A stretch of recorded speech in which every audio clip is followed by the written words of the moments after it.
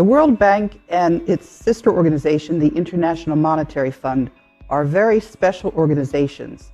They are sitting on top of the world's wealth, which was put into a secret account, and it has more gold than anybody knows about.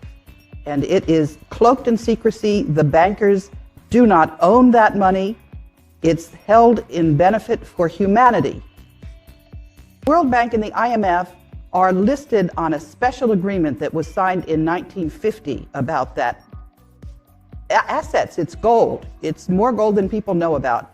It's over 1 million metric tons of gold. And the World Bank and the IMF have a special role to play, making sure that that money is spent to the benefit of humanity. So where's the gold? Some people believe that the gold in Fort Knox has disappeared.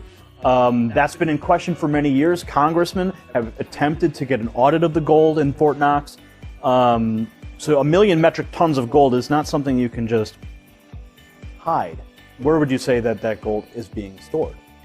400,000 metric tons are in the Central Bank of the Philippines. There's over 200,000 metric tons in Union Bank of Switzerland. And some of that gold is buried securely in the Philippines as well. Some of it is held in various banks, but the bulk of it is in the Philippines. So the World Bank holds the note on that gold? No.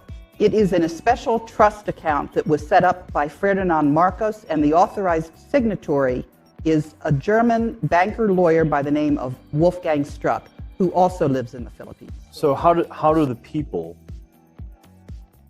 get the gold back?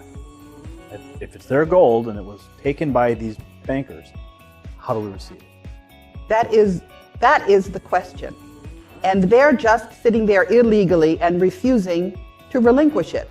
Part of the problem is that this gold is cloaked in secrecy. But in the last month, Wolfgang Struck has been publishing all of the documentation. So it's there for people to see. We have the originals. And people just have to make sure that the banks do what they're required to do, which is release the world's wealth.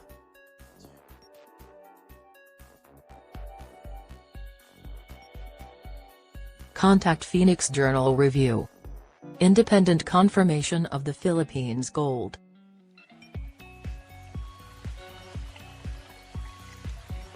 Throughout the Spanish occupation of the Maharlika, members of the THIER and Italiano clan have been visiting Europe since some of their relatives were English and Austrian. From 1866 to 1898, Prince Julian Maglione Italiano, who became titleholder of OCT 01-4 in 1864, had also been frequenting the Vatican.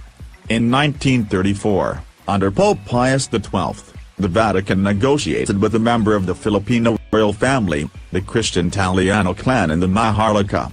An agreement was reached that 640,000 metric tons of the Italiano gold would be lent to the Pope.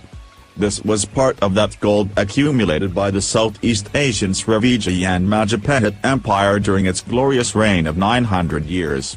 In 1939, two members of the Italiano family and a Roman Catholic priest, Father Jose Antonio Diaz, brought the gold from Kota Kinabalu, Sabah, to the Vatican. After doing this, Father Diaz went back to the Maharlika and resided in Cabanatuan City.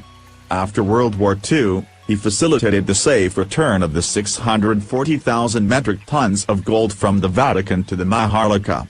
Manuel Acuña Rojas, a relative of the Acuña THIER and Italiano clan, then a congressman, and Bishop Enrique Sobrepena Sr., in the presence of attorney Lorenzo Tañada, received the gold in Manila.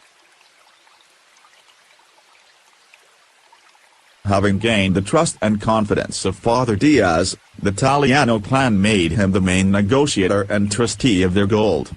Father Diaz, in turn, hired the services of attorney Ferdinand Marcos, then a highly recommended brilliant young lawyer, having attained notoriety when he successfully defended himself in the Nalundasan case in 1939.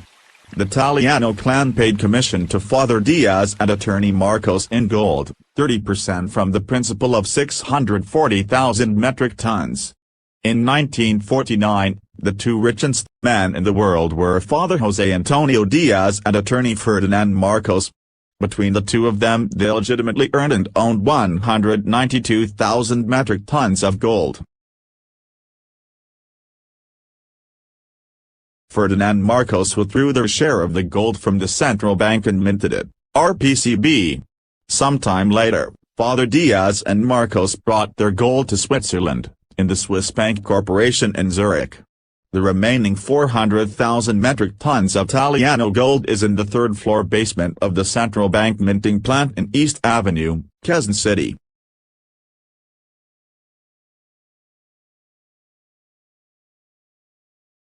Gold for gold, dollar for dollar, this country, the Maharlika, is the richest country in the world.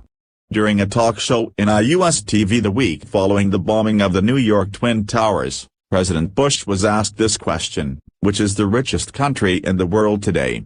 With a smile he said, the Philippines.